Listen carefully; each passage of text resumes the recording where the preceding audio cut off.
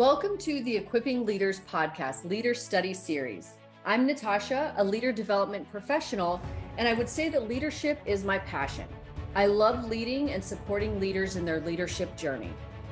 And I'm Corey, a program manager, emerging leader, and overall leadership enthusiast. In this Leader Study Series, we're going through the 7 episodes of the 2011 sci-fi show Terra Nova. For each episode, we will deconstruct the leaders and decisions of the characters on the show. Leadership is demonstrated in many different ways, and we're looking forward to talking about the actions, responses, and opportunities to show up as a leader. Terra Nova aired in 2011, so there will be spoilers in these episodes.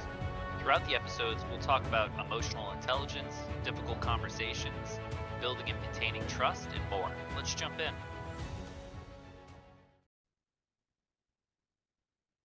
Okay, so now we are back. We're still in the Terra Nova series, and we're talking about episode 5 or episode 6, depending on how you look at it. And in this one, I thought there was a really interesting overarching leadership theme. And that was the theme of needing to make a decision based on the information that you have, and then later acknowledging that I need to adjust this decision. But I think something that happens a lot of times is people don't make a decision because they're waiting for all this other information, or they have this paralysis around maybe it's not the right one. But in this episode, there's basically somebody who needed to be, a series of events happened. They believe somebody had murdered a fellow person in Terra Nova, and they were going to banish them out with the dinosaurs. He had got a gun, and then he was out with the dinosaurs, and he was banished from Terra Nova. And I just really appreciated that Taylor was like, these are the rules. Like, these are the rules. And there's not an exception for certain things. We can't tolerate certain things. Therefore, this decision has to be made. So I'll stop there, but I'll turn it over to you. What are your thoughts around that? One of the things that also stuck out to me, and it's something we talked about before, was I think Jim also, he respected Commander Taylor's decision, but also had his suspicions. And he followed through with those in a way that wasn't undermining Commander Taylor's sort of leadership in his decision, right? He respected it, he went with it, but he still sort of on his own time followed through to investigate a little deeper. So I thought that was a really nice sort of dichotomy between the two of them, of Commander Taylor making a decision to make sure that the group felt safe, saw that there was consequences for actions, but ultimately wasn't just going to let it be and continued to run it down. So I thought that was really smart. I think Jim in this episode also really flows into a concept that I know you were really deep into a while ago, which is that concept of good followership. Yeah. Sometimes good followership is getting more information to make a leader more informed and to make the team even better. And that's what Jim did when he felt that that person, the person admitted that they had murdered this other person. And then Jim thought, like, I don't think that's right.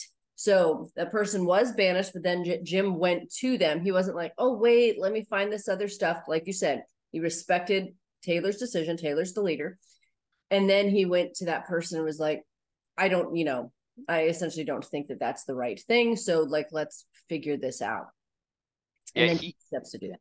Yeah, no. And I also think he continued to analyze the situation as it was unfolding, right? So that was, I think, another really great skill, a leadership skill or an effective follower skill, was they kind of had an initial goal or plan or thought in mind, right? Like, this person was the guilty party. And Jim, effectively assisted in, not going after that guy, but, continued on that process, that judicial process, what they had, said was going to be the actions. He was still assessing, right, for other things while it was happening. And it wasn't taking away from that main focus of who's the guilty party. So I thought that was great, right? That continuous evaluation of the situation, and he was notifying Commander Taylor of these things, but he was doing that at the appropriate time, right, with the appropriate audience. And I think that's really key too, is people will often, have an issue or a grievance and they air it maybe not in the best venue for that. And that undermines a lot of things that's really hard to sort of build back up, right? Because once you start to show that lack of synergy, ugh, gross word, but between, co-leaders, oh God, I think it takes forever to get that back. Yeah, I like that because it also really makes me think of, yeah, in that information gathering, again, wanting to make sure that as a good follower, as a good team member, you're providing the best information. But when I have seen it presented in ways that it's like, oh, that wasn't the right audience, then it becomes more about like, oh, this person is disrespectful, and not so much about like, you made a bad choice. Yeah. Both are a problem. One's a little bit bigger of a problem, like a bad choice. But there can also be that if you have a leader who has a lot of ego or who feels insecure about things, then they just focus in on that piece to also get everybody's eyes away from them. And so I think that that's like, I like that you brought that up because there is like such an appropriate time for things. It doesn't always even have to be one-on-one. And also it's about how you say things. Yeah. Like I was in a small group of people who we all have a certain amount of trust with each other at work. And one of the people in the group, she kept saying like, oh, I don't remember that. I forgot about that. And then someone else in the group said, well, you're not paying attention right now. You're multitasking. And so they said it like that. And so in the group, of course, none of us were like, oh my God. Like it was like, oh yeah, like we can all see that you're it's not a big deal. But the person who was a little bit more senior took it like that was wrong. And then it was like, oh, you called me out. Not that I've forgotten everything I've said and I'm not paying attention or any of that. So yeah, I like that you brought that up because I think that as leaders, that's something that's really important too, is that also when people come to us with a problem, we hope, and hope is not a course of action, but we hope that they have the professional maturity to know how to handle that. But not everybody does. In fact, most people don't. So instead, how do I teach someone how to work with me and also learn how to work with them?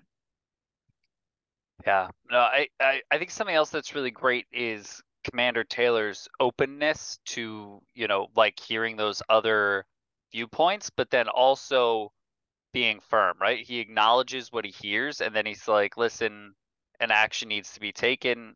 We're moving forward this one until, if you think it's he doesn't say this exactly, but it's essentially, if you think it's the wrong call, I'm willing to hear, alternate arguments, but with the evidence that I have, until I see different, I'm moving forward on this front. But you could also tell in a way that he was a little bit unsure of like his conviction towards that guy being the guilty party.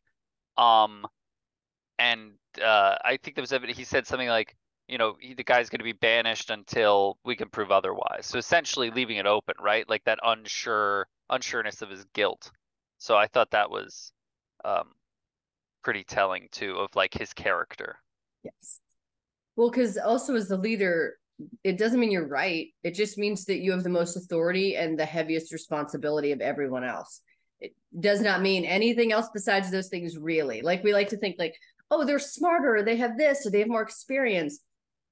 That's not the requirement for leadership. The requirement is, can you handle burden? I mean, some people think it's a burden, right? But can you handle the weight of what it is that you're actually being asked to do? And do that in a way that actually serves the organization or serves the team and not in a self-serving way.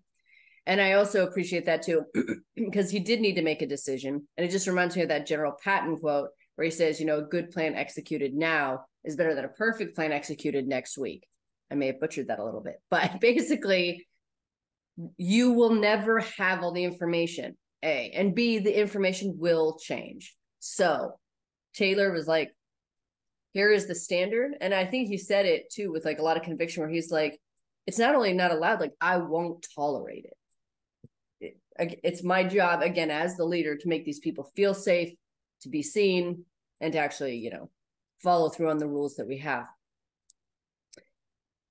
But also I think that, like you're saying, the piece of I'm open to having my mind changed because I know that things change.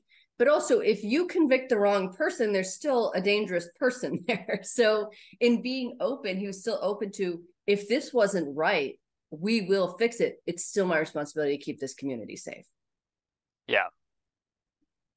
No, that was this episode, it was so sort of uh I mean, it was just as long as any of the other ones, but it felt very short to me in the Mm-hmm. sense that it was um this tightly knit little package. And I think something that was also interesting was when they found out that there was they found out that guy probably was the one who did it. They found out about this gambling ring and money being owed to people. It was essentially, they found out about this whole different situation. And what I thought was really kind of cool about what Commander Taylor and Jim did was they used like a weakness as a strength. And you know that weakness kind of comes in the form of uh what's his name, Tom, who's like the bartender owner, kind of a shady guy, involvement with the Sixers, that kind of thing. They use him almost as a ploy to get the actual killer um to expose himself, right? And so I thought that was pretty neat too, because they looked for cooperation from a resource that was not normally seen as a useful thing. Yes. And I think this kind of goes, excuse me, goes to the thing we're talking about where you're doing something maybe you're not supposed to. It's not the worst thing ever. Do I hammer every single thing and try to make people be perfect or perfect in whatever my vision is? Absolutely not. Because there's also a scene with Lieutenant Washington when she was talking to two of the soldiers and they were talking about the chips that they could wear around their neck. She's like, oh, it has medical information and all that. And then the two guys said, yeah, and sometimes people also put like pictures on there, songs for, when they're on these different things. Now, in that moment, she could have hammered them. But I think that's another good thing with leadership. Both we saw that with Taylor and Jim with the bar thing. And then we saw that with Washington there, where it was like, let's not let these little things take away from the focus of the big thing and what we're actually working towards. Kind of that like choose your battles, but also does it have to be a battle? Like, is somebody actually getting hurt by ways that actually taking away from the aim? And yeah, I think that was demonstrated well several times in this episode. Yeah. So, I also think excuse me, Commander Taylor's passion, right? When they find the guy who did it and, he says, look me in the eye and sort of tell me that you didn't. Um, what I thought was interesting there too was Jim was still giving that person like an opportunity to not redeem themselves, but hold themselves accountable to their actions, right? And they continue to be like, no, was it me? That kind of thing. He had already known, right? Like he was confident. So that was an exercise, not of like, oh, I'm a good lie detector, right? Like I could tell people, nope, he had the evidence. He was giving that person the opportunity to be honest with him, to have a real honest conversation. The guy chose not to. So, they banished him out there in the wilderness. And what I thought was great was Jim was like, is he gonna make it out here or whatever? And Commander Taylor was like, I'm not gonna lose sleep over the situation either way, right? Because it was like he knew he had done the right thing, and I thought that was a really great kind of character strength. Yes. I think I love that too. I loved that too because we can't torment ourselves as leaders for the decisions that we make, good, bad, or indifferent. Sometimes we make the best decision for the group, which Taylor was doing, but it still feels to us maybe too harsh or whatever. But I think that there's this piece where it's like in Stoicism, they talk about that a lot, where it's like, you do the right thing. It doesn't matter if you're scared or whatever else is going on, you do the right thing. And if you do the right thing, then you don't have to worry about it. You don't need to keep going over it in your head and, reliving it and wargaming it and all these different things. And so I think that Taylor really showed that, just that mindset of like the great Stoics, where it was like the decision was made. And, I think also, okay, I don't want to get too far into a tangent. Liz Wiseman, in her book Multipliers, she talks about the ideal of an accidental diminisher. And so basically, there are people who are diminishing the minds and the talents around them, even though their intent is not that. And one of the most common ones that people fall into is the rescuer. And that's where, as a leader, I'm going to jump in, I'm going to rescue you from saving and save you from yourself, save you from all these other things. That's not a leader's job in any way. That's nobody's job. It's your job to, be able to represent yourself well. You learn how to advocate for yourself, all of that. But it's not a leader's job to rescue you from your own decisions and your own choices. And I think that's another thing with this that Commander Taylor was really demonstrating, where it was like, that person made the choices that they made. And, do I want to think that everybody's like a good person and that people can be redeemed? Sure. But the reality is that I didn't do this to him. He did it through the choices that he made. And so I think there's a strength in that. No, absolutely. I also think it's interesting that Jim, and this is sort of a tangent as well, Jim's being like, I don't want to say wildly successful, but he's doing really well at Terra Nova, right? Protecting the community, everything like that. But what I will say is like there's like a balance that he's struggling with right now with like his family, right? Which is another, and I don't want to get into like the personal relationships of the show, but contextually, I think it's interesting how you can be a part of one team as a leader and work very, very effectively, right, within that dynamic. And then he has this other team that he's also sort of responsible for leading in a way, and he's not doing great at that, right? And I think part of that is his co-leadership partner in that is also very focused on their goals and missions and career and everything. And I think that that's kind of an interesting dynamic, right? Is like, because it seems like Jim will oftentimes try to use the same logic that he's using for a community for a small team. And I think that works both ways for some leaders that, this is how I did it with my team of 5, so it should scale to my new company of 50, and it doesn't always, and vice versa, right? So I think that you need different leadership tools and skills for different size organizations and groups. Yes, that was another thing that stood out to me from this episode. But real quick to what you were saying there, some people are really good at managing up, and they cannot manage laterally, and they cannot manage down. They do not possess those skills. They are successful and they are senior because they're good at managing up. And so I'm not necessarily saying that's the thing here, but I think sometimes we're like, how is this person so successful in this thing when they can't take care of this small team? That's why, right? That's why they're really good at managing up. But I think in this one, there was an interaction, well, the whole interaction in every episode between Jim and his son is super interesting. And we know family relationships are unique, but it was really interesting, like from a leadership perspective of, I just found out that you were doing this. He found out his son was working at the bar. He goes, he didn't like that. And he feels like he has all this information that it's like, here's why it's a bad decision. He shares none of that with his son. Mm-hmm. He just tells him he has to quit. Whereas then his son is on the other side. I think his son's name is Josh, but his son is on the other side. Like, I have all this information too. And that's why I'm doing this, because of this information. So you're absolutely right, where it's like with Taylor, it's this really interesting back and forth where there's this mutual respect.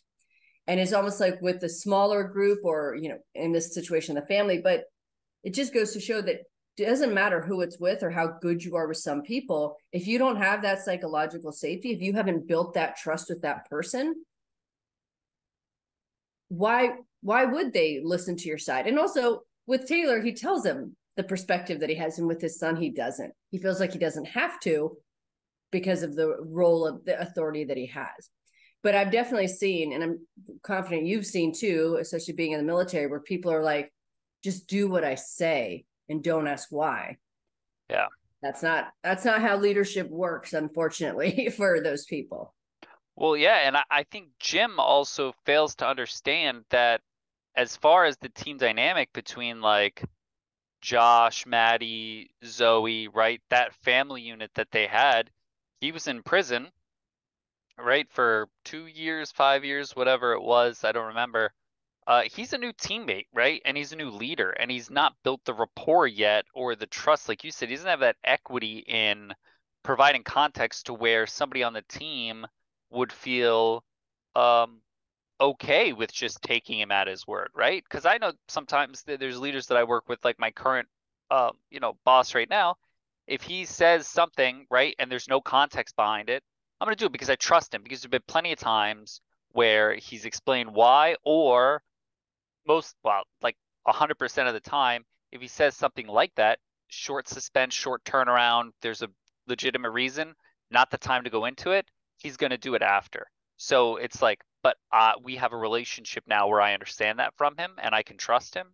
And I think that Jim is just assuming he will get that at that small team level, because in a large level where he's at with Commander Taylor, and like we know within industries, if you're being hired to be a director, a VP, a CEO, it's because people expect you to be able to come in and execute, and you know what you're doing.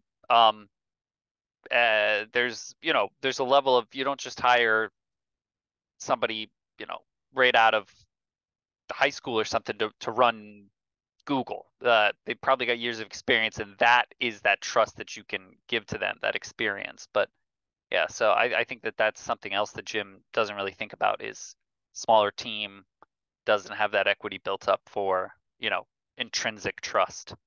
Yeah. Well, and I think he also forgets, and many people forget this, is that what he had initially was a transitive trust because Taylor trusted him. Taylor Yes. decided to assume that risk, trust him. Therefore, Washington trusts him. Other people in the community trust him. So he had that. And with the small group, and, like that, we don't have that. We don't have somebody else who can essentially do that initial vouching to help us get traction within a team. But he definitely has that with Taylor. But yeah, so those are the big things that I think were of you know, major interest to me in this episode. I'm trying to think if there's anything else. Did you have anything else? I would say that there wasn't anything specific, but what I do appreciate is how they are balancing what the leadership of the tactical and the power is, and then the leadership of the intellect. And in this, they keep it pretty separate, where in real life we know it's not like that. But you have like Elizabeth and Malcolm who are doing really great things, really kind of, innovative things. And that's a certain type of leadership. That's also something that keeps that community alive. So that's why it's a good part of leadership. And then you have like the Taylor and Jim side. So I like that is something that they started to lean into in like the second episode, and have continued to lean into along the way, because you definitely need those people who just really, they're not in leadership positions. They're great individual contributors, but they're more senior. And that is really important too. Not everyone belongs at the I'm leading people table. Some people are like, I lead processes, and leading people through those processes is something I do too. And so to be able to have both of those sides, I think is really interesting that they've leaned into on this show. Yeah, I would agree. And I think that dynamic too, it just reminds me of like, different organizations where the division between like CEO and COO, and what that means, right? Where's the CEO concerned? Where's the COO concerned? I think that that's true. And then you have those technical advisors. So yeah, I really like this one. The only other thing I will say is the dinosaur murder piece, and them, attempting to not kill the dinosaur, even though it's like a threat. I don't know. That's just like it's weird to me. I don't know.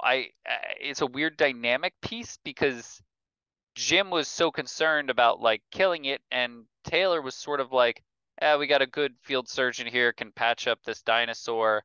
I think that that's just another. I'm curious to see as the show progresses if that like respect for the dinosaurs and the environment, like how does that play out when it's a huge threat to your group and your organization? Because in my mind, I'd be like, we're here now, kill all the dinosaurs, right? Like they, spoiler alert, they don't make it anyway. So, I don't know. It's a weird thing to me. That risk to the organization that you accept is weird.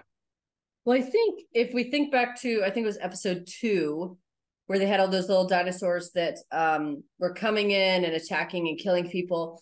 And it was really about like finding a solution to get them away.